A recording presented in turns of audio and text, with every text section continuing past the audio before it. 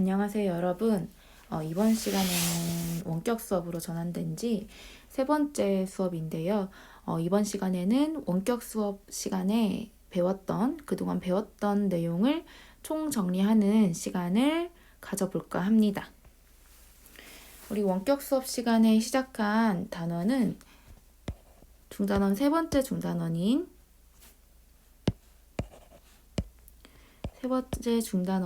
성의 도덕적 의미는 무엇인가 단원을 3시간에 걸쳐서 공부를 해보았습니다.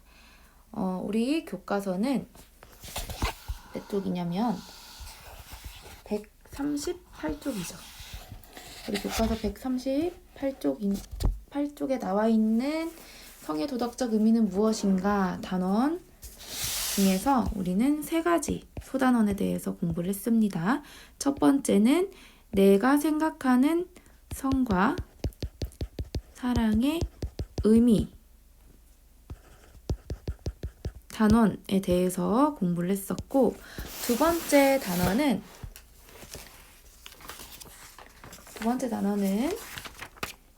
청소년기의 바람직한 성윤리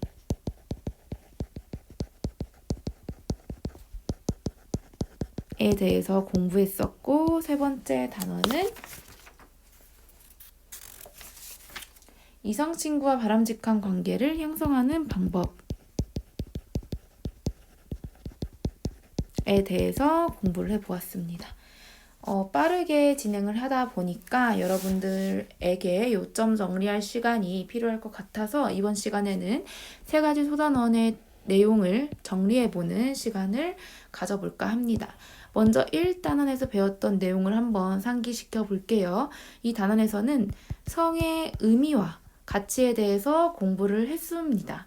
그래서 성이란 대체로 3가지 의미가 있다라고 했습니다. 성은 남성과 여성을 구분하는 신체적, 생리적 특징이 있다고 이야기했고, 그리고 여성다움 또는 남성다움과 같은 성적 특징이 있다고 공부했습니다. 마지막으로 성행위를 비롯한 성적 욕망이나 성적 관심 전체를 의미한다고 이야기했었죠. 그래서 성의 의미는 이렇게 다양한 의미가 있다라는 것, 그리고 한 가지 의미에만 몰두하면 안 된다라는 것을 이야기했습니다. 그리고 성의 가치에 대해서 얘기했었죠. 성의 가치도 3가지가 있는데, 첫 번째는 임신과 출산을 거쳐서 종족을 보존하는 생식적 가치가 있다고 했었고, 감각적 즐거움이나 기쁨을 주어서 삶의 활력을 불러놓는 쾌락적 가치가 있었다고 했습니다. 그리고 인격적 가치, 이거는 인간만이 가지고 있는 성의 가치이다라는 것을 이야기했습니다. 그래서 우리도 성의 의미를 이렇게 3가지 중에 한 가지로만 인식하면 안 되고, 성의 가치 또한 이 3가지 중에 한 가지로만 이해하면 안 된다라는 것을 공부했습니다. 우리가 성이라고 하면은 쾌락적 가치만을 생각하는 사람들이 많은데, 하지만 그 성의 가치에는 우리의 종족과 그리고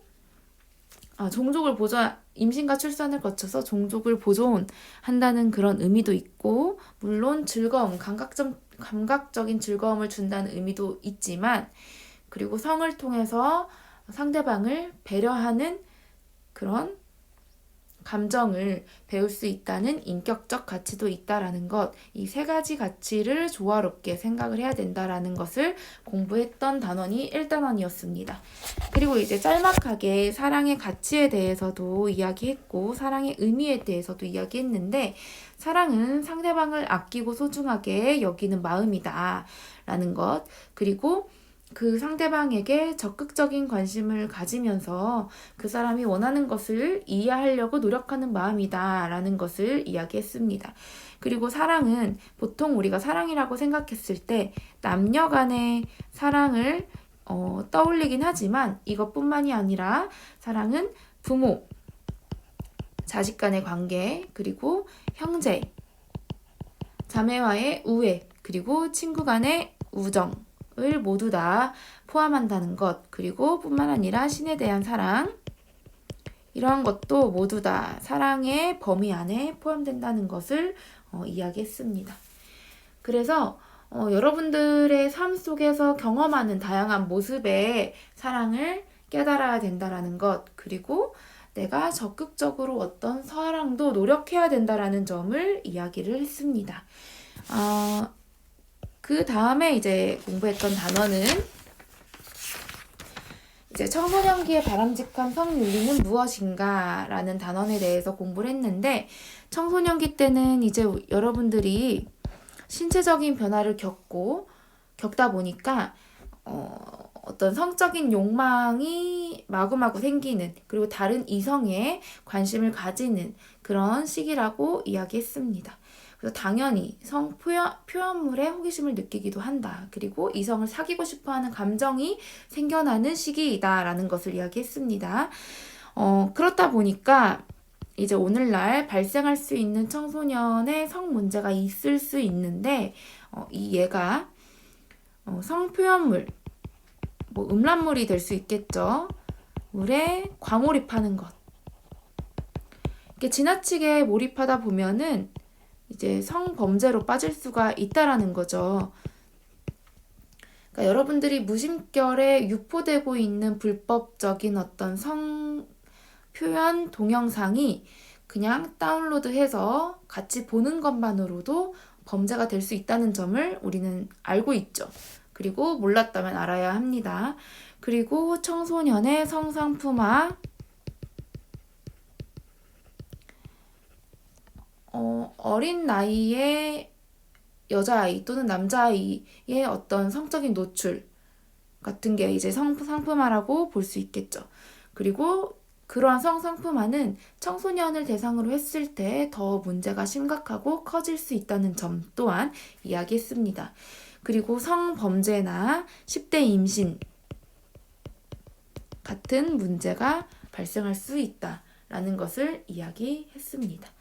10대 임신 같은 경우도 뭐 임신 그 자체는 문제가 되지 않지만 10대는 아직 경제적으로 아이를 책임질 수 있는 나이가 안 됐기 때문에 이제 문제가 될 수 있다라는 점을 이야기했었죠.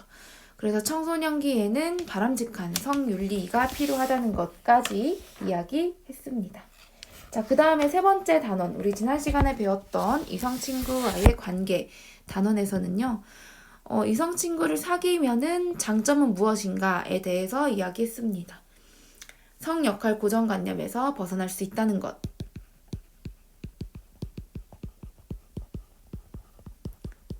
그리고 예전에는 남녀 칠석 부동석이라는 그런 말로 남성과 여성을 약간 구분 지으려는 그런 문화가 있었죠. 하지만 요즘에는 이제 청소년기 때 여러분들이 이성 교제를 함으로써 또는 뭐 이렇게 어른들이 생각하는 깊은 교제가 아니더라도 남자아이는 여자아이와 가깝게 지내고 여자아이는 남자아이와 가깝게 지내면서 예전에는 경험할 수 없었던 다른 성에 대한 어떤 이해도를 높일 수 있다라는 그런 장점이 있다라고 이야기했습니다. 다른 성에 대한 그 이해도가 높아진다. 자, 이런 것들은 결과적으로는 양성평등 의식을 지니는데 좀 많은 도움이 될 거라는 생각이 듭니다. 오히려 남성과 여성을 명확하게 구분짓는 것부터 양성의 그 차별이 시작된다고 볼 수 있기 때문에 다른 성을 이해하는 그런 시도가 될 수 있다라는 점이 장점이 될 수 있다고 이야기했죠.